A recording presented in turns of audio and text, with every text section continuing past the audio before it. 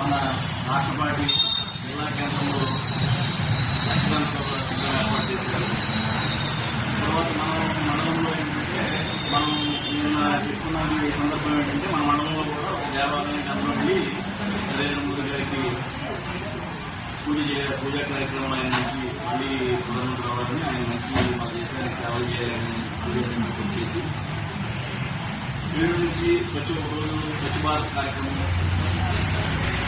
ప్రతి బూత్లో స్వచ్ఛ భారత్ కార్యక్రమం, తర్వాత సెప్టెంబర్ 25వ తేదీన పండిట్ దీన్ దయాళ్ ఉపాధ్యాయ జయంతి సందర్భంగా ప్రతి బూత్లోనూ ఆయన చిత్రపటం పెట్టి పుష్పాన్ని ఘటించి ఒక మొక్క నాటే కార్యక్రమం అలాగే ఈ సేవా పద్ధతుల్లో భాగంగా ఒక సామాన్య కార్యకర్త ఇంటికెళ్లి భోజనం చేయాలనే కార్యక్రమం కూడా ఈ పక్షోత్సవాల్లో చేయాలని పార్టీ ఆదేశించింది. అలాగే మన మండలంలో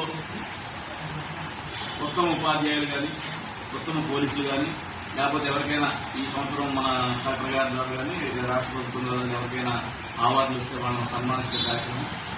ఆ కార్యక్రమాలన్నీ ఈ 17వ తారీఖు నుంచి అక్టోబర్ 2వ తారీఖు అక్టోబర్ 2వ గాంధీ జయంతితో పాటు మన లాల్ బహదూర్ శాస్త్రి గారి జయంతి సందర్భంగా ఆ తెలుగు పట్టాలలో పెట్టి మనం ఇక్కడ మండల కార్యక్రమాలు చేయాలి.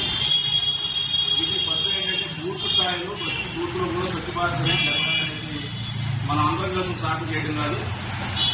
ప్రతి బూత్ లో ఆ గ్రామంలో స్కూలా లేకపోతే మరి ఒక మన దేశ నాయకుడి విగ్రహాలు కానీ ఎక్కడైనా స్వచ్ఛ భారత్ చేయాలని ఆ బూత్ స్థాయితో ఆ 11 సభ్యులు మనం అయితే బూత్ స్థాయి చేస్తున్నాం. వాళ్ళలో నుంచి కార్యక్రమం చేయాలని పార్టీ భావించింది.